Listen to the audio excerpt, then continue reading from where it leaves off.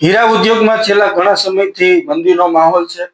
અસંખ્ય રત્ન કલાકારોને જ્યારે પગાર ઓછા કરવા, નોકરીમાંથી છૂટા કરવા અને નોકરીમાંથી છૂટા કરવાના કારણે બેરોજગાર રત્ન કલાકારો જ્યારે આત્મહત્યાના બનાવો જ્યારે વધતા હોય ત્યારે અમેરિકા અને ટેરિફ મારવાથી, યુક્રેન અને રશિયાના વોરથી, અમેરિકાના ટેરિફથી હીરા ઉદ્યોગની અંદર જે ગંભીર પરિસ્થિતિનું નિર્માણ થયું છે, ત્યારે આવનારા 2026ના જે બજેટની અંદર હીરા ઉદ્યોગની જેમ કેસ્ટાઇલની એક પોલિસી બનાવી એવી જ રીતે હીરા ઉદ્યોગમાં એક પોલિસી બનાવવામાં આવે. લેબ્રોન ડાયમંડને ઓવર પ્રોડક્શનના કારણે જે રિયલ ડાયમંડ અત્યારે ભાવ તળિયે ગયા છે, ત્યારે રિયલ ડાયમંડને પાછો વેગ આપવા માટે એક સારી એવી પોલિસી મેન્ટેન થાય.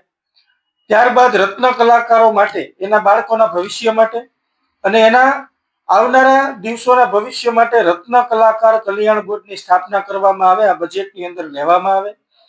આ જ બાબતે અમે ગુજરાતના મુખ્યમંત્રી સાહેબ, ગુજરાતના નાણામંત્રી સાહેબ અને ગુજરાતના શ્રમ અને રોજગાર મંત્રીને આ બાબતે લેટર લખ્યો છે કે આવનારા 2026ના જે બજેટની અંદર રત્ન કલાકાર કલ્યાણ બોર્ડ જેવી રીતે કેસ્ટલની જે પોલિસી બનાવી એવી જ રીતે ડાયમંડની પોલિસી બનાવે અને હીરા ઉદ્યોગકારોને પણ એટલી વિનંતી કે લેબ્રોન ડાયમંડની સારી એવી પોલિસી બનાવી જેથી કરી આપણે રિયલ ડાયમંડનો વેગ આપી શકીએ અને રત્ન કલાકારોને વધુ રોજગારી આપી શકીએ. રત્ન કલાકારોના જોબલેસ ન થાય, એનો પગાર કટ ન થાય, એ બાબતે ધ્યાન રાખીએ. ગુજરાત સરકારને ફરીવાર વિનંતી કરીએ છીએ કે આ રત્ન કલાકારોએ ગુજરાતના વિકાસમાં મહત્વનો ફાળો આપ્યો છે, ત્યારે 2026ના બજેટની અંદર અમને આશા છે કે 2026ના બજેટની અંદર રત્ન કલાકાર કલ્યાણ બોર્ડ અને આર્થિક પેકેજની જાહેરાત ગુજરાત સરકાર દ્વારા કરવામાં આવે એવો આજે પત્ર અમે ગુજરાત ગવર્મેન્ટને લખવામાં આવેલું છે.